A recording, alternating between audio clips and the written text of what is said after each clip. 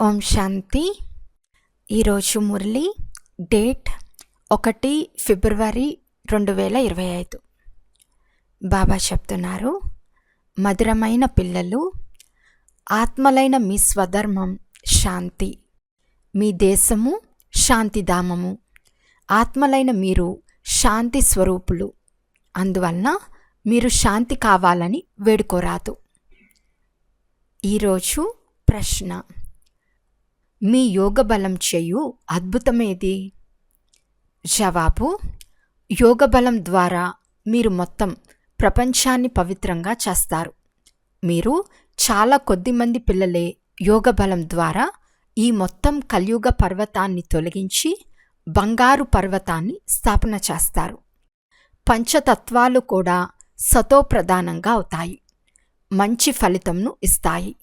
సతోప్రధాన తత్వాల వలన ఈ శరీరాలు కూడా సతోప్రధానంగా అవుతాయి. అచ్చటి ఫలాలు కూడా చాలా పెద్ద పెద్దవిగా, చాలా రుచిగా ఉంటాయి. ఓం శాంతి. ఓం శాంతి అన్న వెంటనే చాలా ఖుషి కలగాలి. ఎందుకంటే వాస్తవానికి ఆత్మ శాంతి స్వరూపం. దాని స్వధర్మమే శాంతి. శాంతి మీ కంఠహారమని సన్యాసులు కూడా ఉదహరిస్తారు. శాంతిని వెలుపల ఎక్కడ వెతుకుతారు? ఆత్మ స్వతహాగా శాంతి స్వరూపం ఈ శరీరంలో పాత్ర చేసేందుకు రావాల్సి వస్తుంది. ఆత్మ సదా శాంతిగా ఉంటే కర్మలెలా చేస్తుంది? కర్మలైతే చేసే తీరాలి. శాంతిధామంలో ఆత్మలు శాంతిగా ఉంటాయి. అక్కడ శరీరాలు ఉండనే ఉండవు. సన్యాసులు మొదలైన వారు స్వయాన్ని ఆత్మలమని, శాంతిధామంలో ఉండేవారమని భావించరు. శాంతిధామం మన స్వదేశమని పిల్లలకు అర్థం చేయించబడింది. తర్వాత మనం సుఖధామంలోకి వచ్చి పాత్రను అభినయిస్తాము. ఆ తర్వాత దుఃఖధామంలో రావణ రాజ్యం ఉంటుంది. ఇది 84 జన్మల కథ. భగవాను వాచ: అర్జున, నీకు నీ జన్మల గురించి తెలియదు. ఒక అర్జునికే అని ఎందుకంటారు? ఎందుకంటే ఒకరిది గ్యారంటీగా తీసుకోవచ్చు. ఈ రాధాకృష్ణులదైతే గ్యారంటీ కదా, కనుక వీరిదే తీసుకుంటారు. ఇది తండ్రికి కూడా తెలుసు, పిల్లలకు కూడా తెలుసు. అందరూ పిల్లలే. అందరూ 84 జన్మలు తీసుకోరు. కొంతమంది మధ్యలో వస్తారు, కొంతమంది చివరిలో వస్తారు. కానీ వీరేమో అంటే రాధాకృష్ణులు తప్పనిసరిగా 84 జన్మలు తీసుకుంటారు. పిల్లల్లారా అని వీరికి చెప్తారు. అందువలన ఇతడు అర్జునుడు కదా, రథంలో కూర్చుని ఉన్నాడు కదా. ఎలా జన్మిస్తామో పిల్లలు కూడా అర్థం చేసుకోగలరు. సర్వీస్ చేయకుంటే సత్యుగ నూతన ప్రపంచంలో మొదట ఎలా వస్తారు? వీరి అదృష్టం ఎక్కడ ఉంది? చివర్లో జన్మించే వారికి ఇల్లు పాతదవుతూ పోతుంది కదా. నేను ఇతని విషయమే చెప్తున్నాను. మీకు కూడా ఇతడు తప్పకుండా వస్తాడని తెలుసు. మమ్మా బాబా 84 జన్మలు తీసుకుంటారని మీరు కూడా అర్థం చేసుకోగలరు. కుమార్క, జనక్ మొదలైన మహారథులు 84 జన్మలు తీసుకుంటారు. సర్వీస్ చేయని వారు కొన్ని జన్మల తర్వాత వస్తారు. మనము పాస్ అవ్వలేమని, వెనక వస్తామని అర్థం చేసుకుంటారు. పాఠశాలలో పరుగు పందెంలో లక్ష్యం వరకు పరిగెత్తి వాపస్ వస్తారు కదా. అందరూ ఒకే విధంగా ఉండరు. పందెంలో కొద్దిగా 25 ఇంచ్ తేడా వచ్చినా ప్లస్లోకి వచ్చేస్తారు. ఇది కూడా ఒక గుర్రపు పందెము. అశ్వం అనగా గుర్రము, రథమును కూడా గుర్రమని అంటారు. పోతే దక్ష ప్రజాపిత యజ్ఞం చేసి అందులో గుర్రాన్ని స్వాహా చేశాడని అంటారు. ఈ విషయాలేవీ లేవు. దక్ష ప్రజాపిత లేడు, ఏ యజ్ఞము రచించలేదు. పుస్తకాలలో భక్తి మార్గపు కట్టుకథలు అనేకమున్నాయి. వాటి పేరే కథలు. చాలా కథలు వింటారు. మీరైతే ఈ చదువు చదువుకుంటారు. చదువును కథ అని అనరు. పాఠశాలలో చదువుకుంటారు. ఈ చదువు ద్వారా మాకు ఫలానా ఉద్యోగం లభిస్తుందని లక్ష్యం ఉంటుంది. ఏదో ఒకటి లభిస్తుందని భావిస్తారు. ఇప్పుడు పిల్లలైన మీరు ఆత్మాభిమానులుగా అవ్వాలి. ఇదే మీరు చేయవలసిన శ్రమ. తండ్రిని స్మృతి చేయటం వల్లనే వికర్మలు వినాశనమవుతాయి. ముఖ్యంగా స్మృతి చేయాల్సి ఉంటుంది.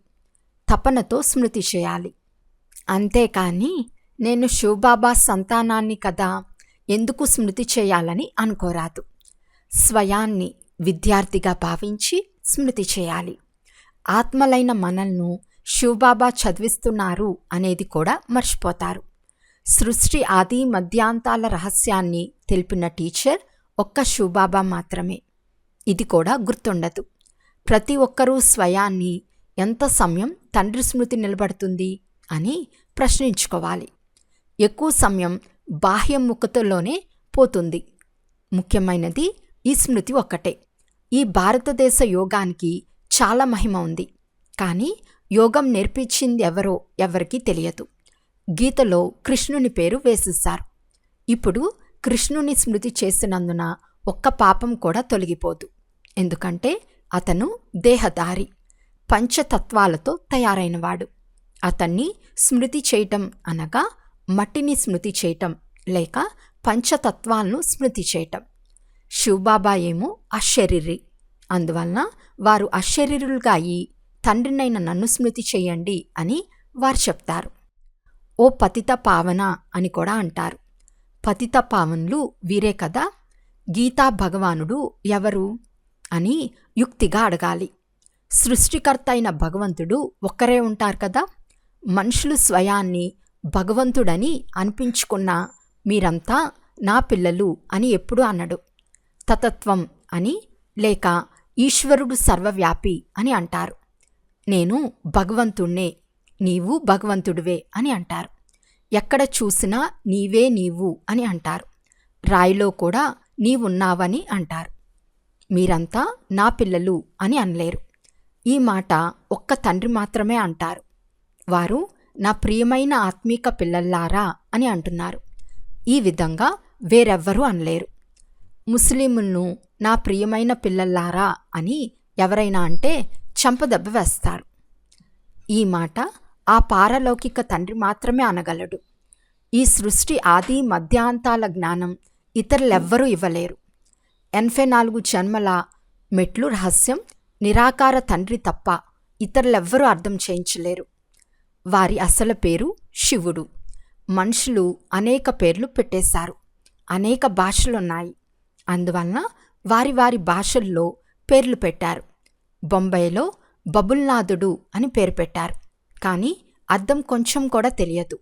ముళ్లను పుష్పాలుగా తయారు చేయవాడని మీకు తెలుసు. భారతదేశంలో శివబాబాకు వేల కొలిది పేర్లున్నాయి. అర్థం కొంచెం కూడా తెలియదు.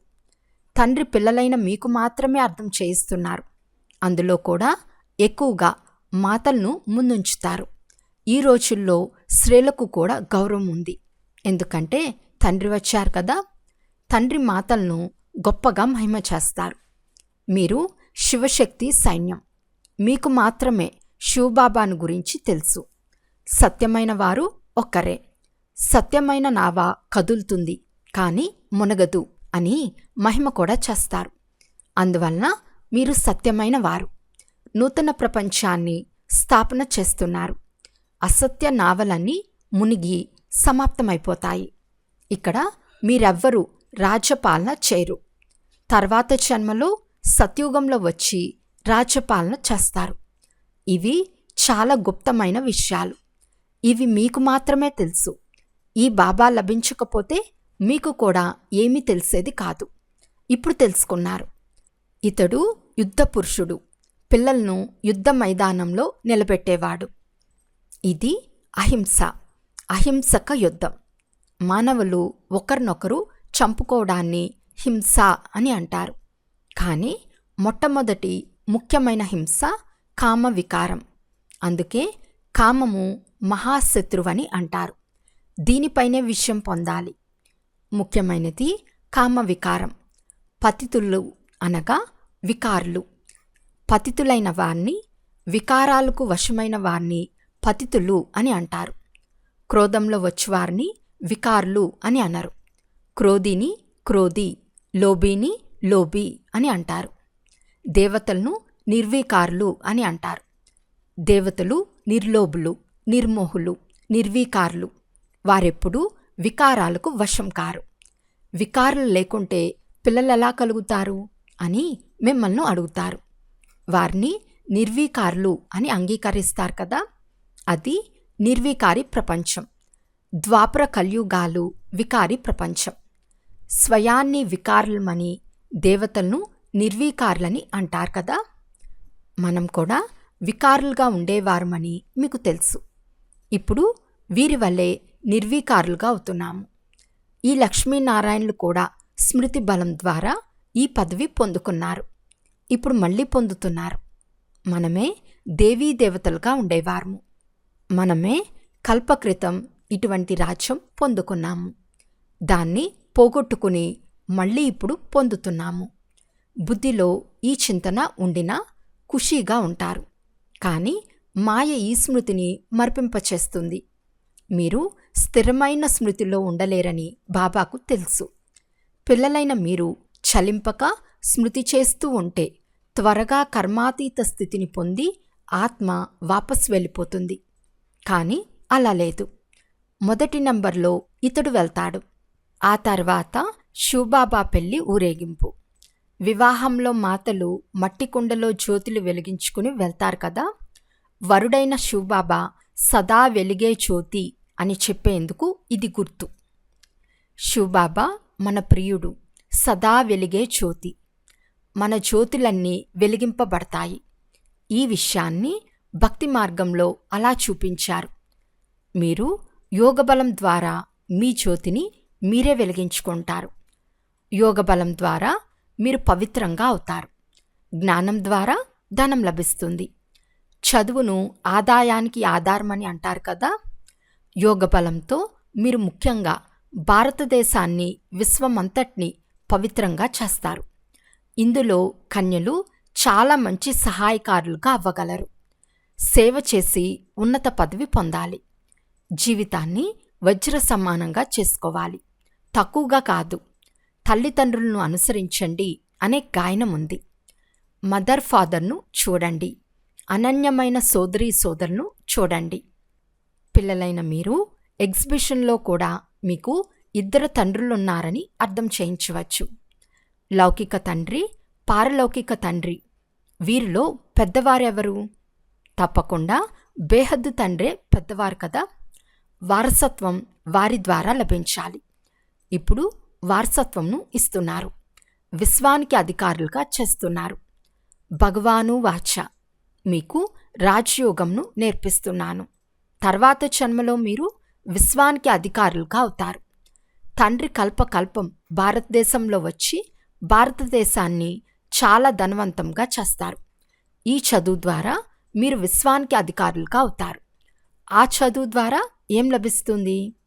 ఇక్కడ 21 జన్మలకు వజ్ర సమానంగా అవుతారు. ఈ చదువుకు ఆ చదువుకు రాత్రికి పగలుకున్నంత వ్యత్యాసం ఉంది. ఇక్కడ తండ్రి, టీచర్, సద్గురు అన్నీ ఒక్కరే. వారే తండ్రి వారసత్వంను, టీచర్ వారసత్వంను, సద్గురు వారసత్వంను అన్నీ ఇచ్చేస్తారు. దేహ సహితంగా అందర్నీ మర్చిపోమని తండ్రి చెప్తున్నారు. మీరు మన్నిస్తే మీ కొరకు ప్రపంచం మన్నిస్తుంది. తండ్రికి మీరు దత్తు పిల్లలు. ఇక మీరు ఎవరిని స్మృతి చేయాలి? ఇతరులను చూస్తున్నా చూడనట్లు ఉండాలి. పాత్ర కూడా చేస్తారు. అయితే ఇప్పుడు ఇంటికి వెళ్ళి మళ్ళీ పాత్ర చేసేందుకు ఇక్కడకు రావాలని బుద్ధిలో ఉంది. ఇది బుద్ధిలో ఉండినా చాలా ఖుషీగా ఉంటారు. పిల్లలు దేహాభిమానాన్ని వదిలేయాలి. ఈ పాత వస్తువును ఇక్కడనే వదిలి ఇప్పుడు తిరిగి వెళ్ళాలి. నాటకం పూర్తవుతుంది. పాత సృష్టికి అగ్గి తగులుకుంటూ ఉంటుంది. గుడ్డివారు సంతానం గుడ్డివారై అజ్ఞాన నిద్రలో నిద్రిస్తున్నారు. నిద్రించే మనిషిని చూపించారని మనుషులు అనుకుంటారు. కానీ ఇది అజ్ఞాన నిద్ర. ఈ నిద్ర నుండి మీరు మేల్కొల్పుతున్నారు. జ్ఞానము అనగా పగలు. దాన్ని సత్యుగమని అంటారు. అజ్ఞానము అనగా రాత్రి, అంటే కలియుగం. ఇవన్నీ చాలా అర్థం చేసుకునే విషయాలు. కన్యలు వివాహం చేసుకుంటే మాతాపితలు, అత్తగారు, మామగారు మొదలైన వారంతా గుర్తుకొస్తారు. వారందర్నీ మర్చిపోవలసి వస్తుంది. అలాగే కొందరు యుగల్ సన్యాసులను చూపిస్తారు. మేము యుగల్గా ఉండినా ఎప్పుడూ వికారాల వశమవ్వమని అంటారు. జ్ఞాన ఖడ్గం మా ఇద్దరి మధ్య ఉంటుంది.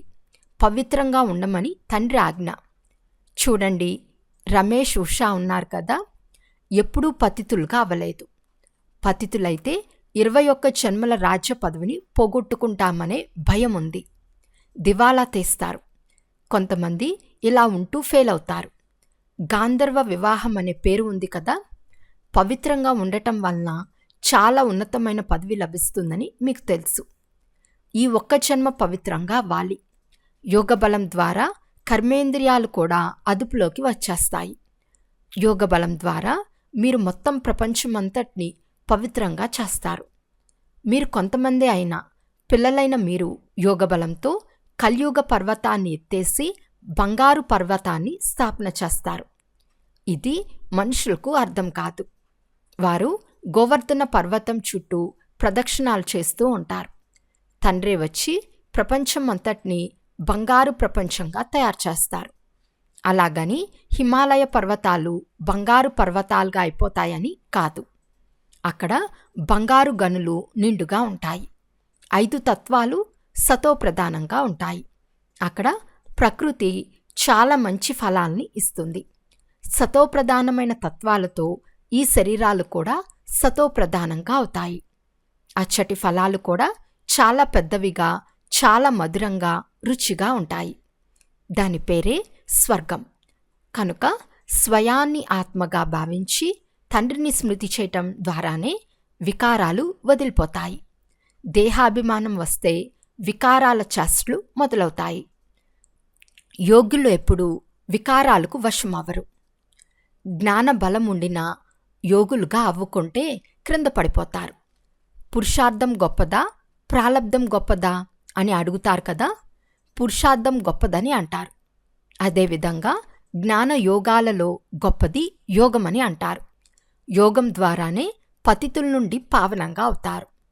బేహద్దు తండ్రి ద్వారా చదువుతున్నామని ఇప్పుడు పిల్లలైన మీరంటారు.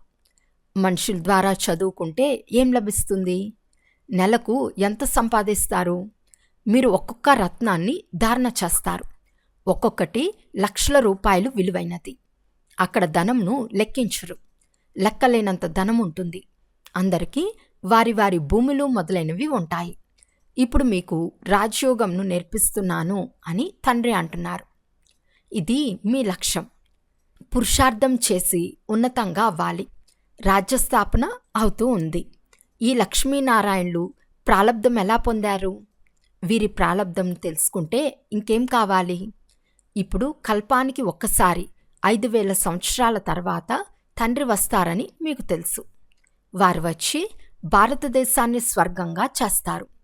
అందువలన పిల్లలకు సేవ చేయాలనే ఉత్సాహం ఉండాలి. ఎవరికో ఒకరికి దారి చూపకుండా భోజనమే చేరాదు. ఇంత ఉల్లాస ఉత్సాహాలు ఉంటే ఉన్నత పదవి పొందగలరు. అచ్చా, మధురాతి మధురమైన అపురూపమైన పిల్లలకు మాతాపిత బాప్దాదాల ప్రియ స్మృతులు మరియు గుడ్ మార్నింగ్. ఆత్మీక పిల్లలకు ఆత్మీక తండ్రి నమస్తే. ఆత్మీక తండ్రికి ఆత్మీక పిల్లల యొక్క ప్రియ స్మృతులు మరియు నమస్తే నమస్తే నమస్తే. ధారణ కొరకు ముఖ్య సారం. ఫస్ట్ పాయింట్, ఈశ్వర్య సేవ చేసి మీ జీవితాన్ని 21 జన్మలకు వజ్ర సమానంగా చేసుకోవాలి. తల్లి తండ్రిని, అనన్య సోదరీ సోదరులను అనుసరించాలి. సెకండ్ పాయింట్, కర్మాతీత స్థితిని తయారు చేసుకునేందుకు దేహ సహితం అందర్నీ మర్చిపోవాలి. మీ స్మృతిని స్థిరంగా చలించకుండా చేసుకోవాలి. దేవతల వలె నిర్లోభులుగా, నిర్మోహులుగా, నిర్వీకారులుగా అవ్వాలి. ఈరోజు వరదానము. విలవిలలాడుతున్న ఆత్మలకు 1 సెకండ్లో గతి సద్గతినిచ్చే మాస్టర్ దాతా భవ. ఎలాగైతే స్థూల సీజన్ కొరకు ఏర్పాట్లు చేసుకుంటారో, సేవాదారులను, సామాగ్రినంతా తయారు చేసుకుంటారో, తద్వారా ఎవరికి ఏ కష్టం కలగకుండా సమయం వ్యర్థం కాకుండా చూసుకుంటారో అలా ఇప్పుడు సర్వ ఆత్మలకు గతి సద్గతిని కలుగచేసే అంతిమ సీజన్ రానున్నది. విలవెల్లాడే ఆత్మలకు క్యూలో నిల్చునే కష్టంనివ్వరాదు. వస్తూ ఉండాలి, తీసుకుని వెళ్తూ ఉండాలి. అందుకే ఎవరు రెడీగా సదా సిద్ధంగా అవ్వండి. ఇప్పుడు పురుషార్థి జీవితం కంటే పైన ఉన్నతమైన దాత యొక్క స్థితిలో ఉండండి. ప్రతి సంకల్పం, ప్రతి సెకండ్ మాస్టర్ దాతలుగా అయి నడవండి. స్లోగన్: హజూర్ను బుద్ధిలో హాజరుగా ఉంచుకుంటే సర్వప్రాప్తులు జీ హజూర్ అని అంటాయి. అచ్చా, ఓం శాంతి.